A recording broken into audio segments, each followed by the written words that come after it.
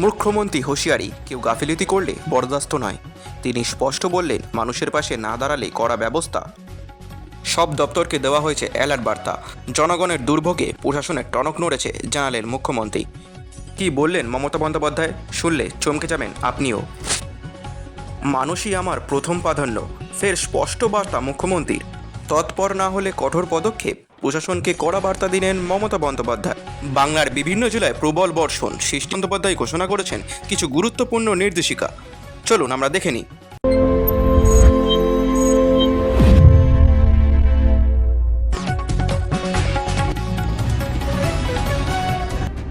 সব ভিডিওকে আইসিদের, ওসিদের, কমিশনারকে, অল যারা অ্যাডমিনিস্ট্রেশনের অফিসার আছে, মেবি সিভিক আর পুলিশ, সবাইকে মাইকিং করে লো ল্যান্ডে যারা আছে তাদের সেন্টার ক্রিয়েট করে আশেপাশে যে বাড়ি আছে, রিলিফ সেন্টার আমরা কিছু অঞ্চলে করেছি, অনেকগুলো করেছি, কিন্তু যে যে অঞ্চলে রিলিফ সেন্টার নেই সেখানে আশেপাশে পাকা বাড়ি কি আছে গভর্নমেন্টের দেখে নিয়ে সেখানে তাদের নিয়ে এসে রাখুন এবং তাদের রিলিফ দিন যতদিন পর্যন্ত তারা বাড়ি ফিরতে না পারবে, এবং বাড়ি ফিরলেও স্বাভাবিক জীবনযাত্রা পূর্ণ করতে না পারবে ততদিন কিন্তু আমাদের রিলিফ ওয়ার্কটা চালিয়ে যেতে হবে।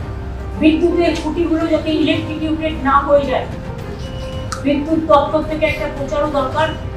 আপনারা সোশ্যাল নেটওয়ার্কে প্রচার করুন ডিজিটাল করে, যে দয়া করে বর্ষার সময় ভেজা হাতে কেউ বিদ্যুতের খুঁটিতে হাত দেবেন না, বা ঝড় বৃষ্টি চলাকালীন গাছের তলায় দাঁড়াবেন না, এবং সিএসসিকেও অ্যালার্ট করতে হবে, বিদ্যুৎ দপ্তরকে অ্যালার্ট করতে হবে যাতে কোনো ইনসিডেন্ট না হয়, স্বাস্থ্য দপ্তরকে পর্যাপ্ত পরিমাণে ডায়রিয়ার মেডিসিন, সাপে কাটার মেডিসিন, জ্বরের মেডিসিন, বৃষ্টিতে ভিজলে ইনফ্লুয়েঞ্জা হয় যাতে কোনো রকম কোনো অসুস্থ মানুষ না হয় সেদিকে দেখতে, রিলিফ ক্যাম্পগুলোতে সেলফ হেল্প গ্রুপে কাজে লাগিয়ে কমন কিচেন তৈরি করি, যারা ক্যাম্পগুলোতে থাকবে তাদের খাবার সাপ্লাই করতে হবে। ড্রাই ফুডও রাখতে হবে, শিশু ফুডও, বেবি ফুডও রাখতে হবে, বেবিদের মেডিসিনও যেমন রাখতে হবে, ওআরএস যেমন রাখতে হবে, ওষুধপত্রগুলো, এটা হেলথ ডিপার্টমেন্টের কাজ।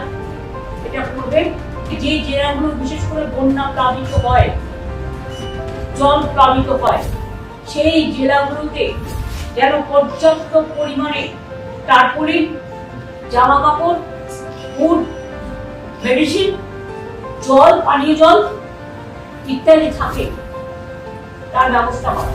ঘাটাল মাস্টার প্ল্যান যতদিন কমপ্লিট না হচ্ছে, কিছু কিছু কাজ শুরু হয়েছে, কিন্তু আশা করি 2 বছরের মধ্যে কাজটা এমার্জেন্সি ভিত্তিতে করে দিলে অনেকগুলো লক্ষ লক্ষ মানুষ অনেকটাই উপকার পাবেন।